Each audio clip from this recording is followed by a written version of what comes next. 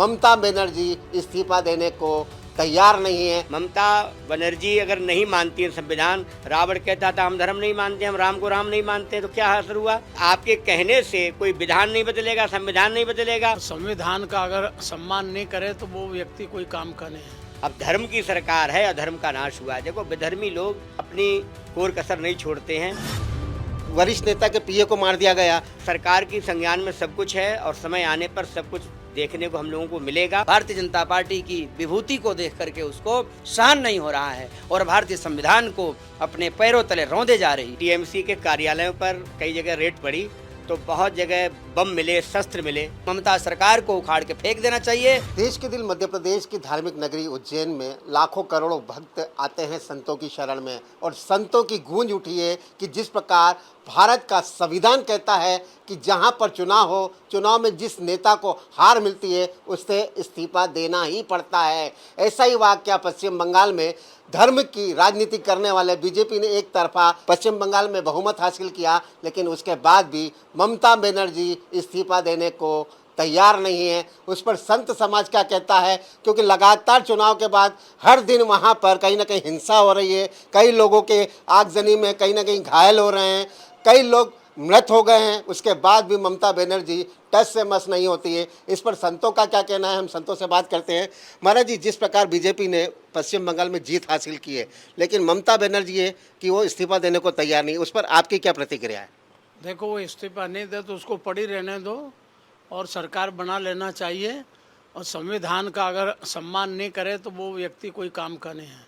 इसलिए जब सरकार बहुमत के आधार पे से हुई है तो उनको इस्तीफा नहीं दे तो इस्तीफा ले लेना चाहिए ज़बरदस्ती, और सरकार बना लेना चाहिए। वो अकेली पड़ी रहे तो, क्योंकि संविधान के तहत जब बहुमत के आधार पे से चुनाव हुआ, फिर चुनाव करने का महत्व क्या रहा? अगर मान लो चुनाव में जीत हासिल हो जाती है और उसके बाद भी अगर कोई इस्तीफा नहीं दे तो फिर चुनाव का मतलब क्या? लाखों करोड़ों रुपए खर्च होता है सरकार का, है। तो उसमें जो है अगर इस तरह का करती है तो उसका कोई वैकल्पिक व्यवस्था करनी चाहिए कि उसको अलग छोड़ के स्वतः ही बना लेना चाहिए सरकार, और उनको वहाँ छोड़ देना चाहिए बाहर कहीं। बिल्कुल, बाहर कहीं छोड़ देना चाहिए। और भी संत हैं, क्योंकि जिस प्रकार धर्म की नगरी है तो यहाँ पर हर प्रांत से संत समाज आते हैं। महाराज जी देख सकते हैं, ये यूपी से आए हैं। महाराज जी, जिस प्रकार यूपी में धर्म की सरकार चल रही है, उसी प्रकार बीजेपी ने पश्चिम बंगाल में भी धर्म का पताका लहराया है। ममता बनर्जी को लेकर क्या कहेंगे? ममता बनर्जी अगर इस्तीफा नहीं देंगी तो संविधान के अनुसार जब बहुमत में दूसरी सरकार आती है तो वो तो इस्तीफा ना दें, फिर भी तो वो मुख्यमंत्री पद से विमुक्त हो जाएंगी। और सरकार को चाहिए जो वहाँ का राज्यपाल के द्वारा इस्तीफा मांगा जाए और सरकार बनाई जाए, क्योंकि सरकार तो बीजेपी की बननी है। अब धर्म की सरकार है, अधर्म का नाश हुआ है। देखो, विधर्मी लोग अपनी कोर कसर नहीं छोड़ते हैं, क्योंकि ज़्यादा विधान पर न चलकर आताताई बंधना ये अकाल मृत्यु के लिए संकेत दे रहा है। हमें ऐसा लगता है जो ज़्यादा धर्म के विरुद्ध कार्य करता है फिर उसे कहीं न कहीं जीवन में बहुत बड़ी क्षति होती है। ऐसा लगता है ये भी इस क्षति से ईश्वर इन्हें बचाए, इन्हें सद्बुद्धि दे, और जो संविधान कहता है वो संविधान में। लेकिन संविधान को तो मान ही नहीं रही है। वो जीतने हारने के बाद भी उसका कुर्सी का मुंह नहीं छूट रहा है। आए दिन वहाँ आगजनी की घटनाएं हो रही हैं। कई लोग, जैसे कल भी एक वरिष्ठ नेता के पीए को मार दिया गया। तो ऐसा नहीं लगता उन्हें देश छोड़ के चले जाना चाहिए? देखिए, ऐसा हो भी रहा है और ये संभव भी है। भविष्य में देखने को बहुत कुछ मिलेगा। आज की परिस्थितियों में कल वहाँ इनके टीएमसी के कार्यालयों पर कई जगह रेड पड़ी तो बहुत जगह बम मिले, शस्त्र मिले, जो वो बीजेपी का कोई नेता मारा गया। तो सरकार की संज्ञान में सब कुछ है और समय आने पर सब कुछ देखने को हम लोगों को मिलेगा। और इसी आशा के साथ आज पब्लिक ने उन्हें बहुमत दिया है, समर्थन दिया है। ममता बनर्जी अगर नहीं मानती है संविधान, रावण कहता था हम धर्म नहीं मानते, हम राम को राम नहीं मानते, तो क्या असर हुआ? भाई, आपके कहने से कोई विधान नहीं बदलेगा, संविधान नहीं बदलेगा। आप भोगते रहिए, क्योंकि बिल्कुल आप भोगते रहिए। क्या कहेंगे आप, आपके अनुसार क्या होना चाहिए? बिल्कुल हमारे शास्त्र के अनुरूप अगर देखा जाए तो कहा है कि ऊंच निवास नीच करतूती देख न सकई पराई विभूति। वर्षों से साम्राज्य अपना स्थापित करने के बाद भारतीय जनता पार्टी ने वहां पर बहुमत साबित किया है।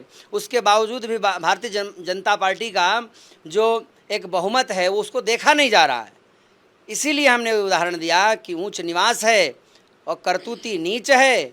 ऐसी स्थिति में भारतीय जनता पार्टी की विभूति को देख करके उसको सहन नहीं हो रहा है और भारतीय संविधान को अपने पैरों तले रौंदे जा रही है। इसलिए ऐसी ममता सरकार को उखाड़ के फेंक देना चाहिए, जो कि भारतीय जनता पार्टी ने कर भी दिया है।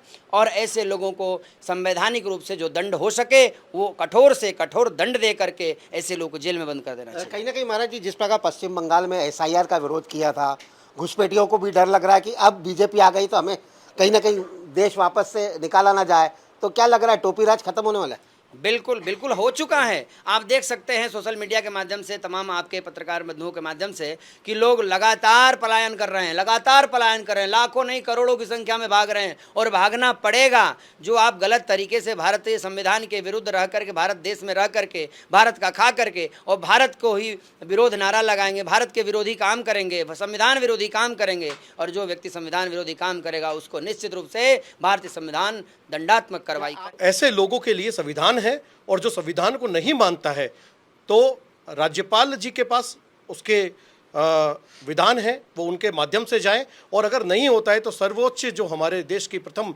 महिला राष्ट्रपति जी हैं वो अपने विवेक से निर्णय लें और इनको बाहर करें। जहां के हैं वहीं का रास्ता दिखाएं। कहाँ का? मुझे ऐसा लगता है कि बंग के बाहर ही जाने का इनका विचार है, तो जो जहां के होंगे वो वहीं जाए। बिल्कुल, जहाँ के होंगे वहीं जाए, क्योंकि लगातार बीजेपी ने जिस प्रकार रणनीति के तहत एक तरफा बहुमत साबित किया है, लेकिन उसके बाद भी TMC की जो मुख्यमंत्री ममता बनर्जी है वो टस से मस नहीं हो रही हैं। आखिरकार संतों ने भी कहा है कि भारत में संविधान चलता है और संविधान अनुरूप जहाँ जहाँ चुनाव होते हैं, एक कोई जीतता है कोई हारता है। जब हारता है उसे इस्तीफा देना ही पड़ता है, लेकिन ममता मानने को तैयार नहीं है। तो उन्होंने कहा है अगर देश में रहना है तो संविधान मानना पड़ेगा, अन्यथा अन्य रास्ते भी खुले हुए हैं, जहाँ जाना है वहाँ जा सकती हैं। मैं सिंह ठाकुर के साथ संतोष कृष्णानी, विस्तार न्यूज़, उज्जैन।